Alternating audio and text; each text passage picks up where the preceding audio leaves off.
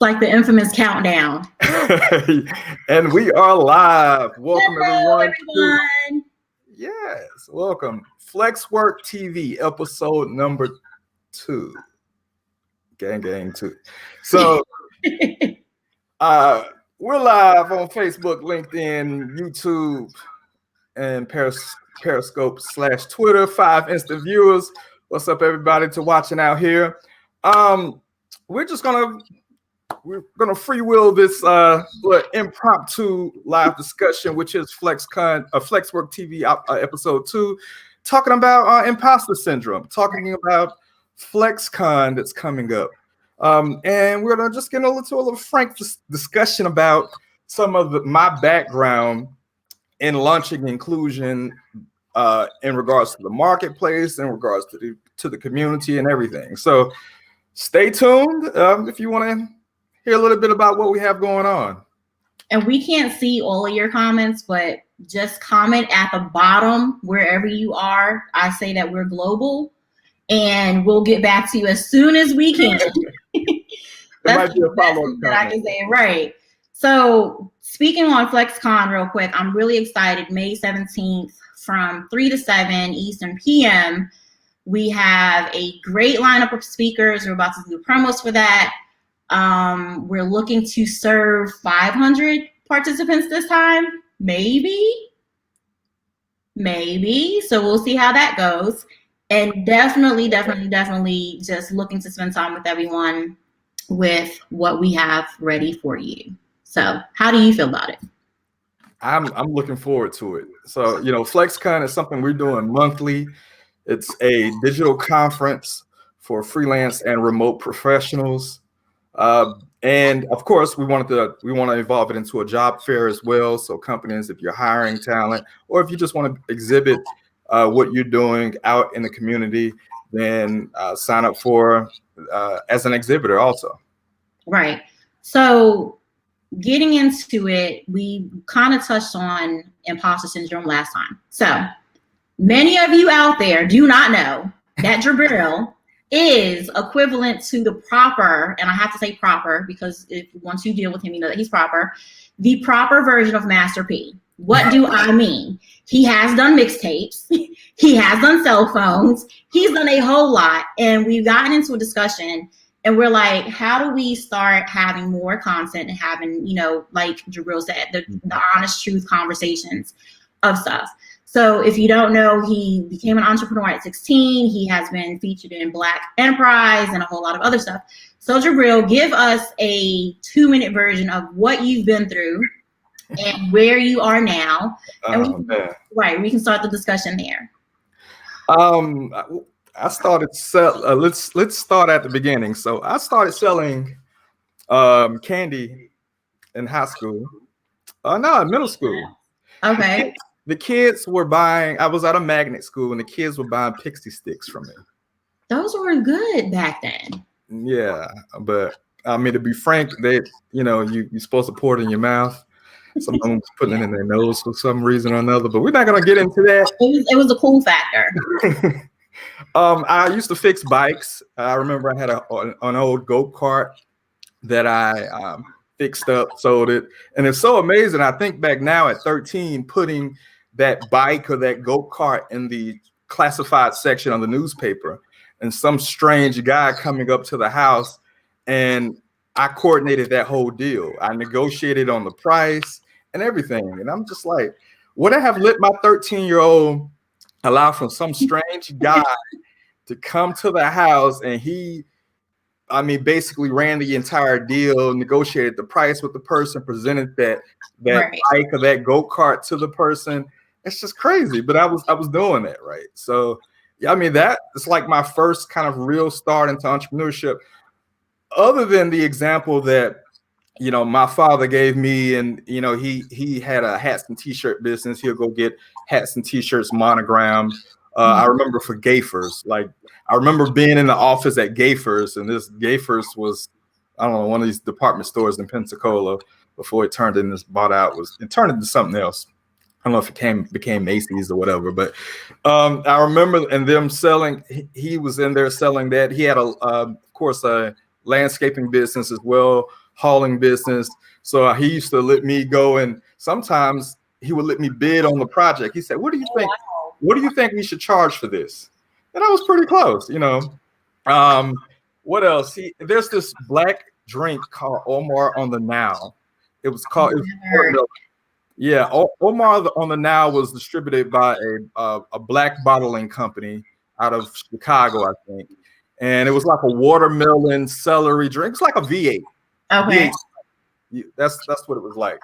We used to go into the stores, into the different gas stations, trying to set up distribution within those gas stations and get the product placed in there.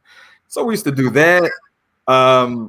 He had actually a little classified business directory that he used to get business cards and sell slots, business card size slots. Business card size slots. That is a tongue twister. On an 8.5 by 11 sheet of paper. Right. Stacks of those and place those in gas stations and different businesses. And I mean, with his attempt of setting up like a little paid business directory. So, you know, there was a lot of different entrepreneurial things that, you know, we used to do. My mom, she had an alteration business. I'm around here making masks. Right. So before we even get on this call, he's like, I'm sewing. I'm like, wait, we just talked about something totally different. Right. Like, well, I've been making masks. And he not only made the mask, he found an awesome material to do it and a whole lot of other stuff. So it's like, now y'all see why I call him the proper Master P. So, and please clarify if you are or not taking mask orders, because I guarantee you, if you don't clarify that, you're going to be seeing orders flood your inbox. I just ordered about 3 yards worth of neoprene fabric, which is a stretchy like fabric that you use in masks. Okay. And I may start taking mask orders, but we talked about today in the community. So in the inclusion community, Eb, she asked the question to the community, what is your side hustle? So sometimes your side hustle is your main hustle, but then it's not your side hustle anymore, you know? So, right. And so, but what is that hobby that supplements what you do around your passion and stuff? And so as of lately, because of coronavirus, I knew how to sew before because my mother was an alterationist, right. But I decided to try to sew some masks, and I kind of figured out that, hey, I kind of like to sew a little bit. I wouldn't do a whole suit and stuff like that, but sewing masks and creating masks is kind of cool, right? So, and I have to kind of just you have to sometimes rediscover your side hustle, right? It may get pushed down into the abyss, the darkness, to that void where you may have to pull it out sometimes, right? Yeah, and not only that, I think COVID, Corona, whatever you want to call it, has been an eye opener for a lot of people. And you know, I just did discovery calls today, coaching calls today, and I'm talking like, why would you want to be just dependent on your 9 to 5? And we've been 9 to 5, we've been freelancers, so we've known all the spectrums. We're now business owners. And not to say that you're not supposed to be tied to a 9 to 5, but what do you have after that? You know, right. in most states, you're living in an at-will state, so your job can fire you at any given moment with no reason for whatever you know. You can be sitting there, you can be the best employee, and if they decide to say, hey, I want to let you go, they have every right to do so. So what is it that you have in you? I always say, what's in your hands? You know, if you're great at cooking, do you need to start saying that you're taking orders for plates? I mean, everybody needs to eat. Now, some people may be skeptical because they don't know how your house is with COVID and all this other stuff. But the whole point is, like, Jabril, he lived in a household where his mom sewed. So it's like, okay, a skill he picked up. What skills have you picked up over the years that you can say that you can turn that into? And I don't necessarily like to say side hustle because it always comes with this negative this negative thought or whatever association to it. But what can you do to turn your passion into money for you? Because you never know. Those masks can become $1 million company, and you've ran $1 million company. We're going to get into that in a minute, but you never know what can come out of that. I used to, my cousin, I'm not going to say who, but my cousin. It's not bad, but she at this point when I had my wireless stores, and I think I only had one store at the time, and I was probably doing like 600,000 in sales a year, right? And so she was like, she basically explained, she's like, Jabril, you're a hustler, and I'm like, and I took it in a negative way. I'm like, no, I'm not a hustler. I'm a business owner. I'm a small business owner. I'm making money. And I had to grow into the understanding that yes, I have a hustle mentality. I mean, that's exactly what it is. And the goal, though, is to transform that and to transition that mentality, still internalize it, right? But grow it to the point where it does become business. It can produce and generate revenue, right? And so I think that I've had times where it didn't transpire, but then I've had times when, yes, it has, because it has been a great idea or a great service that I'm providing, right? So, it took some time to grow beyond that. So I don't see personally, if you take being a hustler or having that hustle mentality as a negative, this is me saying, don't do that. Don't do it. Take it as a positive. Yeah. So let's go into that, because you've been into politics. Again, you've had your mixtape, you sold mixtapes, you had your cell phone company. I mean, speaking as a person that has literally, I think have you opened up any restaurants? No. Have you thought about it? No. When I was younger, one of my mother's ex-husband, he was in the restaurant business. Actually, my mother's current husband, he is in the restaurant business too. So I had to kind of think about that. And I'm like, have I considered that? They have a building down in Pensacola. And I was telling them that they don't know what to do with the building, or they're working to turn into a restaurant.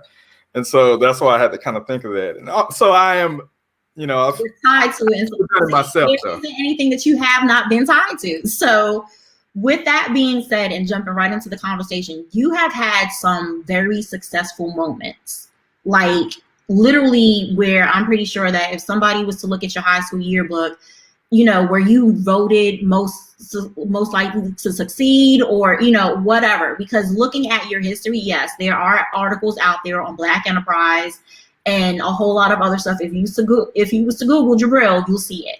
So it's not as if it's fluff information. Like, we can't fabricate this stuff.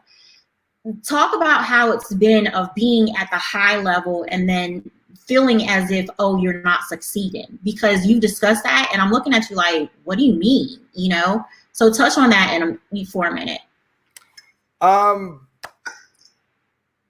Even now, I feel like that I'm not doing enough. I mean, and it's always, I think that the imposter syndrome is it's a keeping up with the Joneses mentality. Mm-hmm. And you're automatically always comparing yourself. And because of social media now, you get so much the accolades or the perceived accolades of people, just thrown in your face on your feed. And it could be real, and so they talk about that on Instagram, people flashing money and so forth. But when you go to a LinkedIn, LinkedIn is a professional environment, or you may go, depending on who you're following on Twitter, right? A lot of times that affects you, right? So my personality is that, okay, it actually drives me. Okay, I need to do more.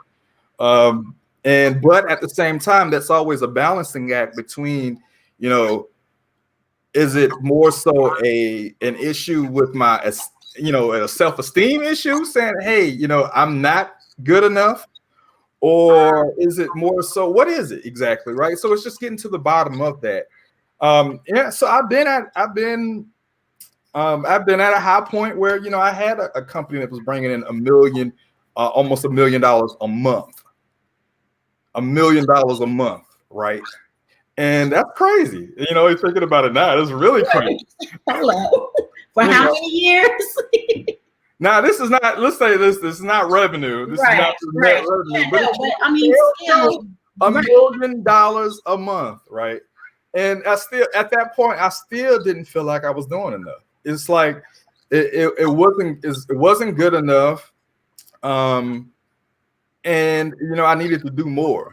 So now that I'm at a point right now where I'm not in that company, I'm doing, we're doing what we're doing with Incluzion right now. We're building that community and all, but at the same time, it's like, hey, I need to do more. I need to be better. And so, it's a balance. It's trying to figure that out. Right.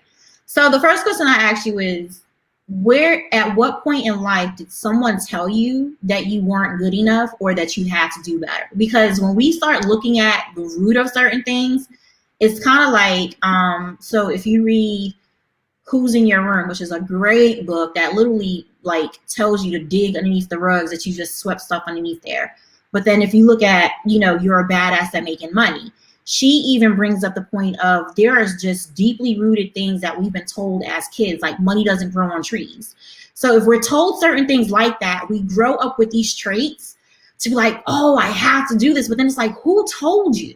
Right. And if you didn't tell yourself, you had to hear it somewhere where it like lived in your brain and you've painted this whole picture, or you've written your movie script, and it's a movie script that's not even going to make it to the screens because it's all in your head. So where did you get that from? That's the crazy part. I mean, my positive affirmations have always come from my parents. My dad, he was like, Jabril, you're going to be a doctor, an engineer.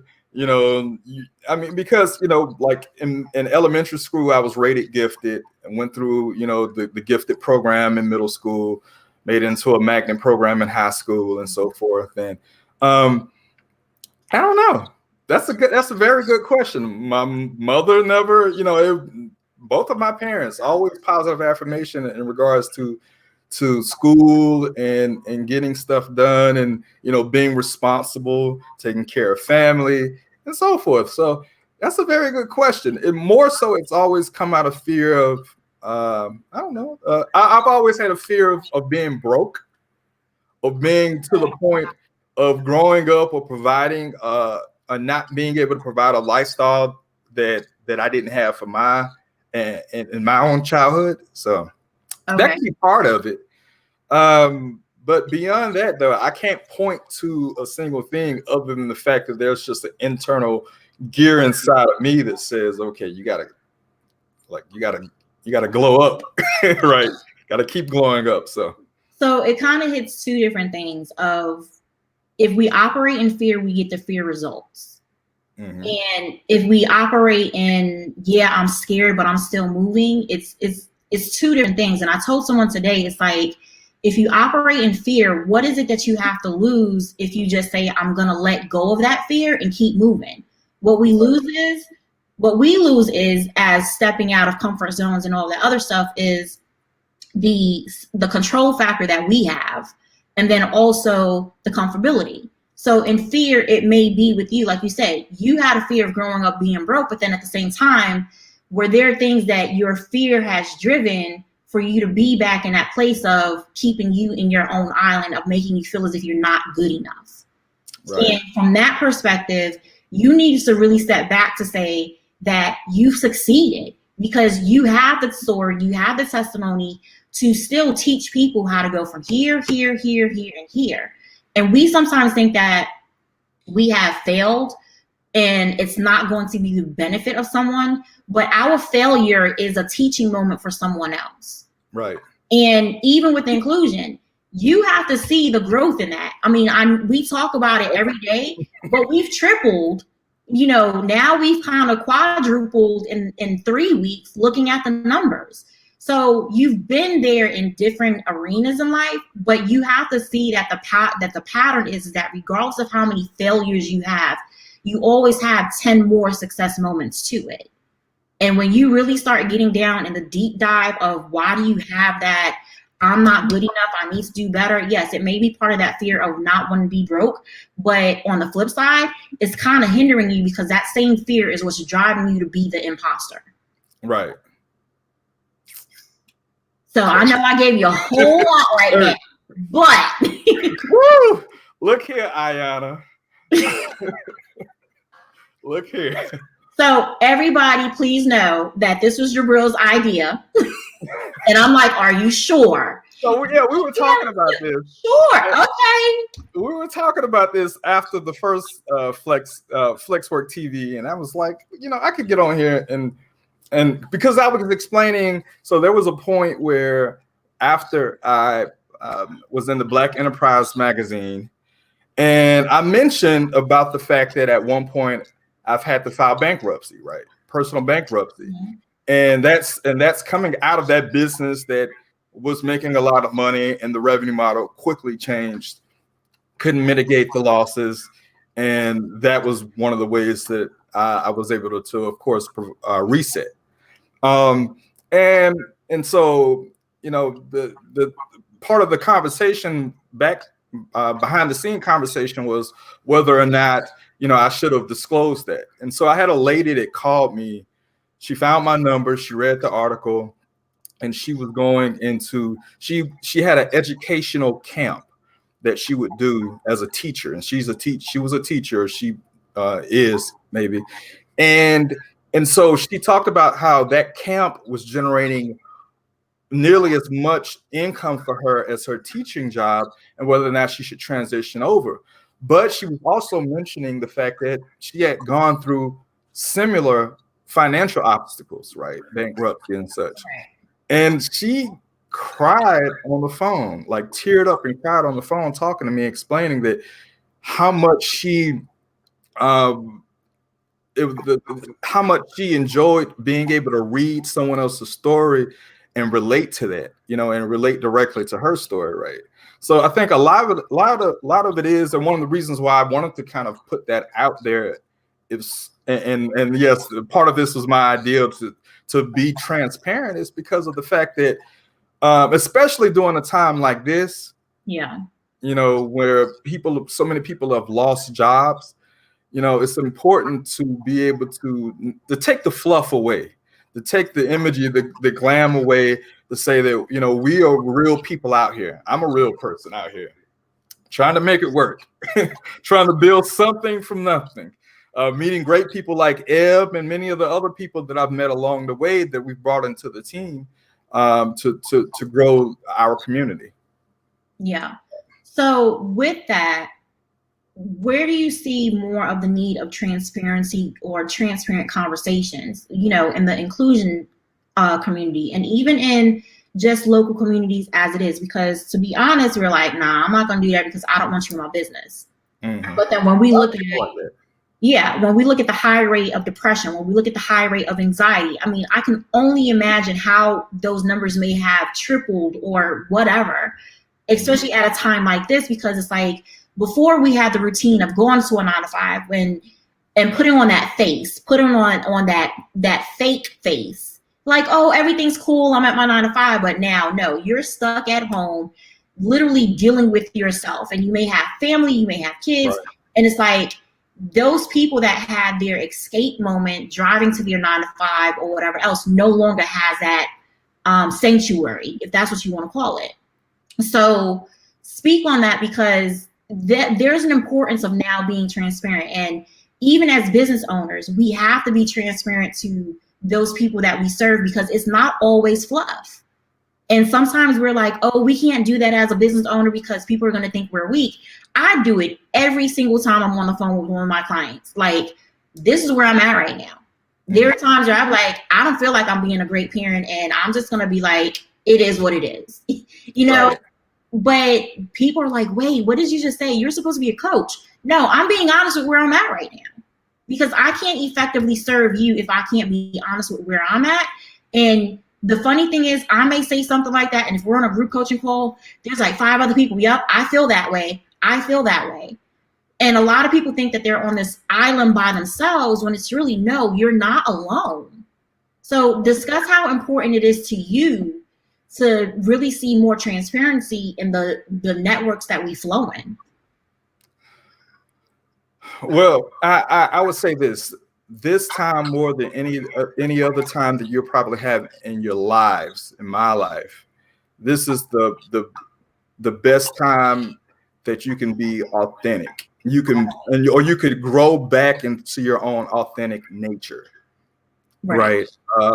That means, I mean, just being real, being 100.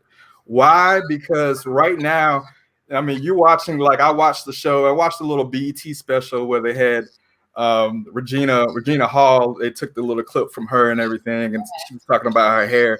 But you looked at everybody was scruffy. Everybody, no haircuts, you know, basic dudes. Ponytails. Everybody going gray. Yeah, everybody going gray. I didn't know Puff was that gray, right? I didn't know. But you could see that the coronavirus has even brought out people's authentic nature and their appearance, right? Yeah. And so that's part of it. It's just being authentic with yourself, even if right now during this time, even though, you know, the stuff is opening back up, that has provided a reset for people in the fact that you don't have to put on, right?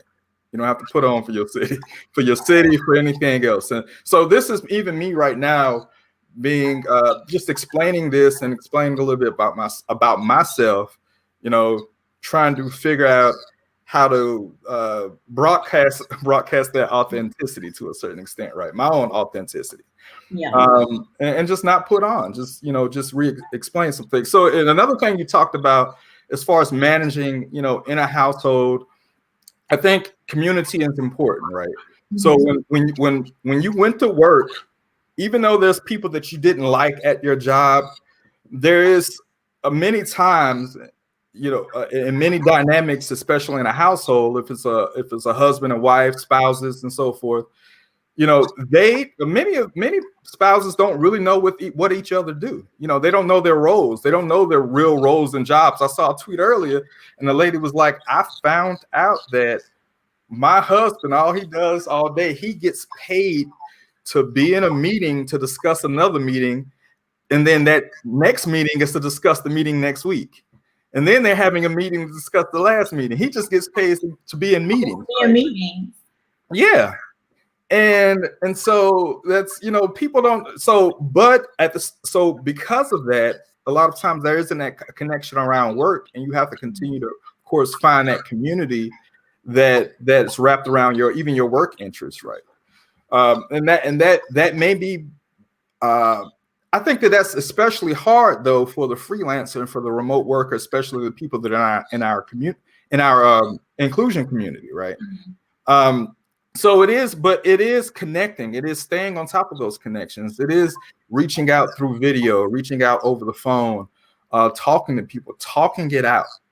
I think that's the main thing, talking out your issues to someone, you know, and sometimes that spouse may not be the right person just because, you know, those issues may be work-related issues and they may not understand, but open that dialogue. Right. That's what I take. That's my take from that. So what is your vision, even post-corona, post-COVID, what is your vision for inclusion? Because like we've really been, and I have to give everybody a high five in the Inclusion Online Network, because even if they're not responding to the group post, I've been getting personal messages. So I have to say thank you for trusting us with whatever you're wanting to talk about, because you don't have to do that. But what are some aha moments that you've gotten from this time of Corona, COVID, whatever, of saying that this is what you know to do to make the community and the vision and mission of inclusion even more better than what you anticipated? Because we came into this, I'm pretty sure everybody came into this time period of life of, oh, it's going to blow over. We didn't expect for it to be this long. We didn't expect for it to be this chaotic. That's the word to use. So in the time of your reflections, when it came down to inclusion during this time, what have you been getting for that? Well, there's been a lot of affirmation from the public in general. Mm-hmm. I think more so than before COVID, because there is this renewed focus in general on distributed teams, remote work, freelancing, and such, right? And so they see the value in the fact that it's like, oh crap, okay, we're in a situation now where we have to really create a path towards some way of not being that frontline individual, especially out here. And so post COVID, I don't know. So that's a whole nother debate. I'm the guy right now. I don't think that there's going to be a post COVID anytime soon. I think this is going to be an ongoing issue with being able to try to find a balance of being able to generate revenue in a virtual way, in a safe way, right? And I think that strengthens the value proposition of what we're doing with inclusion, especially when we are servicing Black and brown people, right? We're providing a pathway where companies can in a more fluid, a more succinct way connect with Black and brown people around jobs, right? And so I think that that's part of our focus right now, and that's what I feel positive about and excited about with what we're doing with inclusion.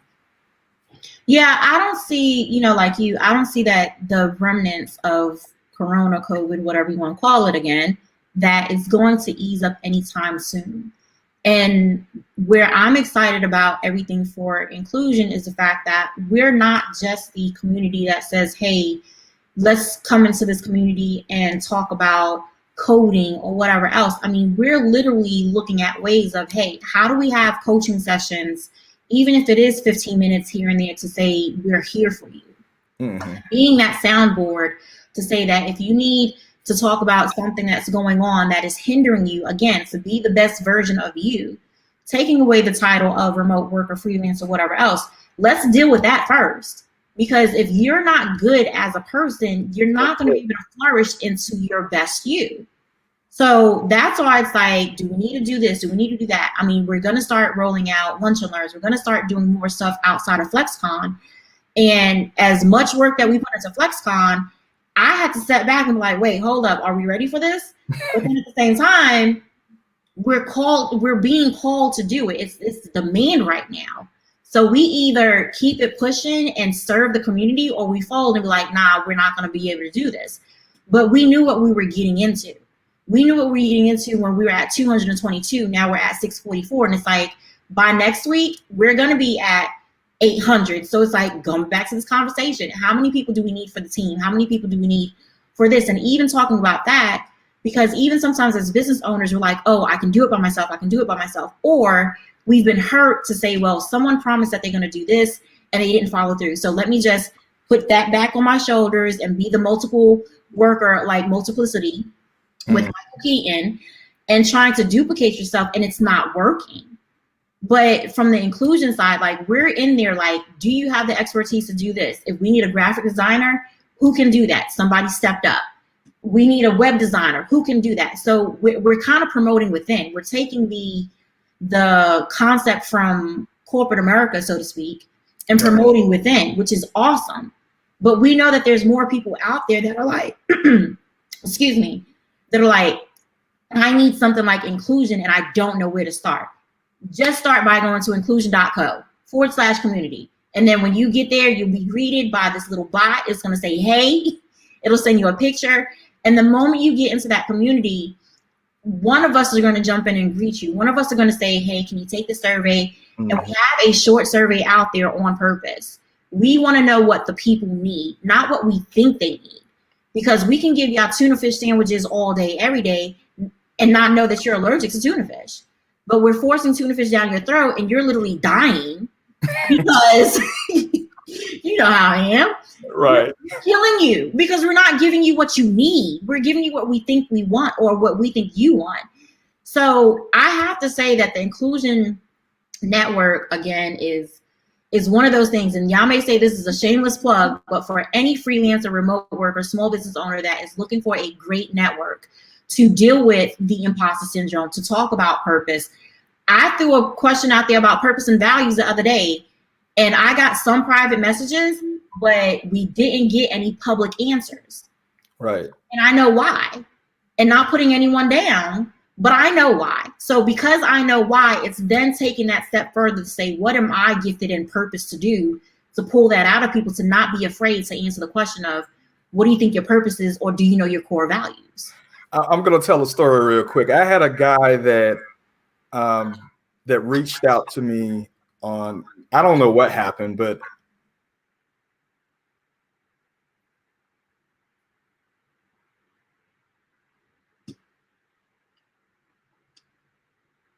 I think he froze.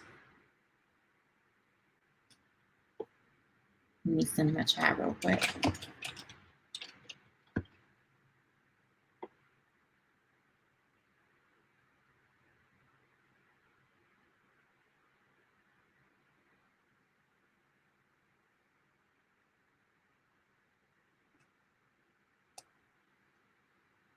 And it's always when things are getting good that technology just wants to freeze at any given moment.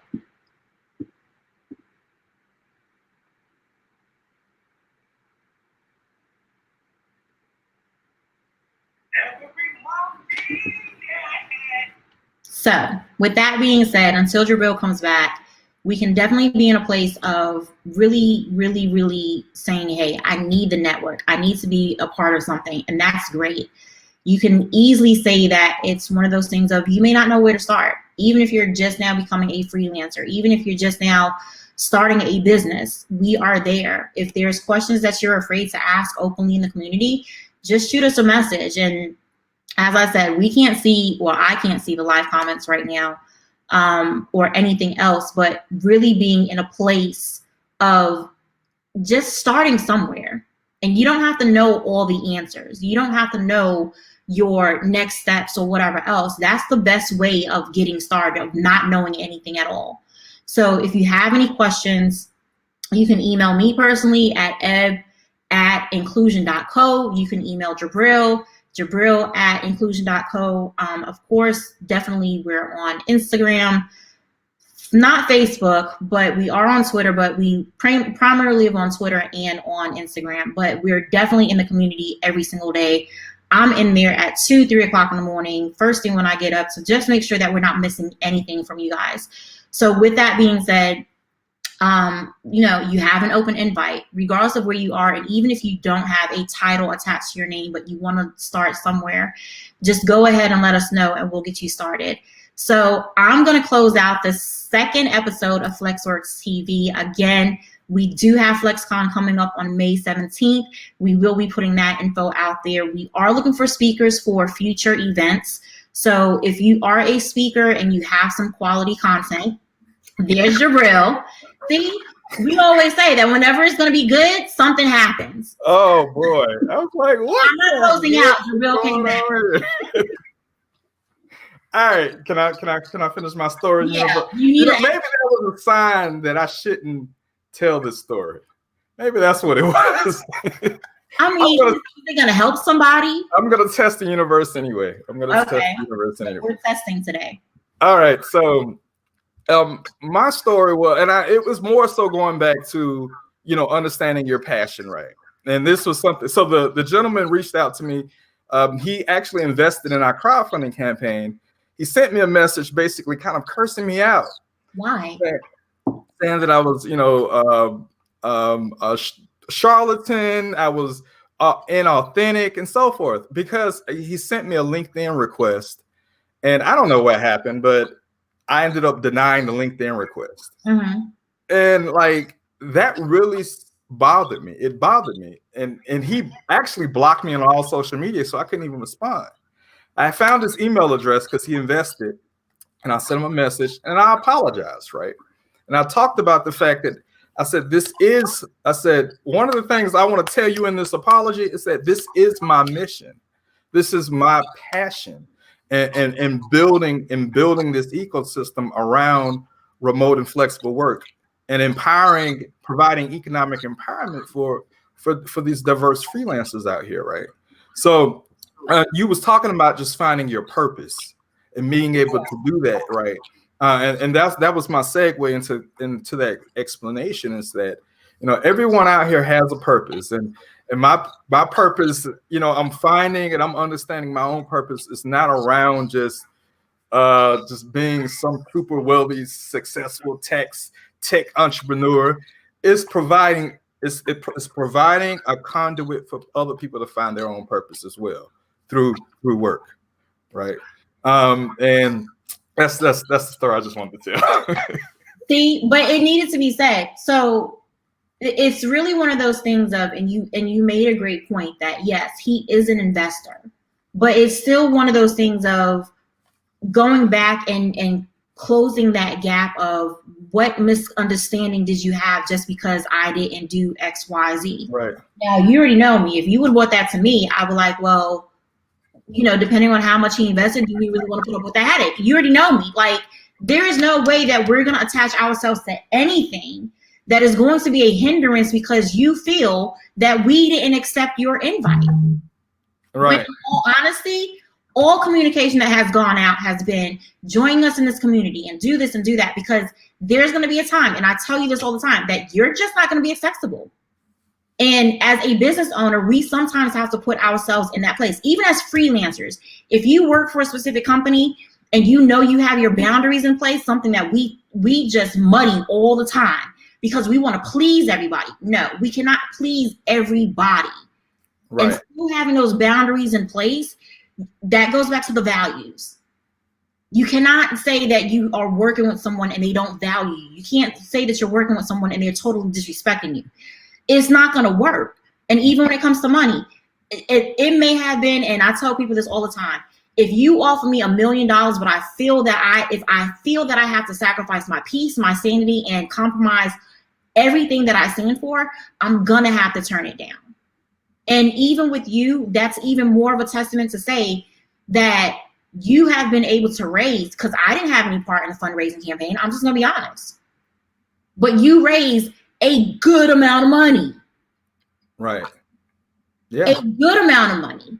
So, and you know, if the guy is watching, forgive me, but it's going to have to be one of those things of, if we need to have a personal chat, I have no problem. But you cannot get bent out of shape over social media. I can understand if we had members saying, oh, Jabril is this and Eb is this and they're not doing this. That's not what we're talking about. We're talking about a invite on LinkedIn. Well, you know, stuff like that I take as I took it as the moral of that story for me personally, because anything that happens, good or bad, when I get constructive criticism, and even if it's harsh and it pisses me off in that initial couple of seconds, I think I take a step back and say, okay, there may be some credence to that. Let's pick that one piece of good out, or that positive out of that. And it was more of a reaffirmation in the fact that, you know, that initial criticism of the fact that, you know, my passion was inauthentic. It allowed me to double down on that. It allowed me to reanalyze why that passion is in place. And it allowed me to articulate it in that email to that person, and you know, and it fixed it. You know, he was like, "Oh, so he good." Yeah, he was good. Oh, high five! Right, right. So it cleared it up, and so it definitely did. It cleared up and everything, and everything's good now. But it leads into as well of understanding the communication style of other people and what the expectations are. And I think once we start letting down the expectations of others, we can start focusing on self more. I don't know if the dude was having a bad day. I don't know if he needed a hug, if he lost his puppy, whatever. But yeah, I would kind of step back, but then I'd be like, nah, is the headache worth it? But as long as you rectify the situation, or you've come to a common ground of understanding, that's great. But one thing that we're also teaching everyone in the community is learn your communication style, learn what you're tolerable of, you know, learn you, because only you know what you are. But then as you learn yourself, you then build up your emotional IQ for your customers. Mm-hmm. And without that, we're not going to be successful in any type of relationship, whether it's personal or business. Right. So that's my 2 cents for the day. I'm way excited about FlexCon. What else did you want to talk about? Look, yeah, and I don't know what you talked about when I dropped off, but I will reiterate one more time. FlexCon is on May the 17th. This format here, if you are a freelancer, remote worker, someone who wants to put themselves out there on a few different platforms and get that visibility, That's something that's going to be saved online, talking about yourself and talking about your skills. I invite you to sign up for the talent pitch. We have a talent pitch that happens. We actually are having our first one after this call here. And so you'll see me again in an hour or so. And I'm going to have a 15-minute, a much shorter, just frank conversation with that person, talking about their talents, talking about their skill sets, talking about what drives them and what type of company they want to work for, what type of client they're looking for, right? So I invite you to sign up for that as well. You'll find information in regards to that on inclusion.com. Yes. So I'm excited. If anybody wants to have a conversation with us, I'm all for it. I don't know how many people we can have at one time, but this may lead to something else. And again, you know, anything that we put out there is not to put you down or to make you feel bad. We are wanting to address these things head on so you can just break free and be the best version of you, to have fun. Like, I literally told myself the other day, I'm not a business owner just to make ends meet. I could have went back to a 9-to-5 and still, you know, whatever else. And again, not knocking anybody that's working a 9-to-5, but if you're going to work a 9-to-5, be the best version of you and know what your worth is. So, you know, when they try to give you the okie doke, you like, nah, I'm worth more than this, because guaranteed you're needed. As much as we worked in corporate America, we knew where we was needed. Walked away from it, but you know where you're needed, and you know how to demand in a, you know, positive, proper way of what you're worth. And this is what we want to help you do. Look, I don't think I could have said it even better, any better at all. So yes, so I'm excited. Fun. I don't think I got to tell everything. No, this is going to be like a mini series. I think that there was some good points that, you know, that I was able to be transparent about, you know, and I think that, you know, these type of coaching sessions like this, because you are a coach. I am. You're very good at it, right? I think this is needed. And so, Eb, how can people get in touch with you if they want a private coaching session? So you can go to purposeeverything.com and it'll give you the links for a discovery session. Discovery sessions are 30 minutes, but we get a whole lot into that, and you decide how you want to move forward. I'm on social media under Purpose Everything for Instagram and Facebook. So with that, even still, if you're watching this after the fact, just drop your comments below and we'll keep checking them. You can always, again, like I was saying while Jabril was coming back live, that you can always catch us in the community. Even though I have my own company, I am still serving people under Inclusion. So my email address is eb@inclusion.co. Jabril is jabril@inclusion.co.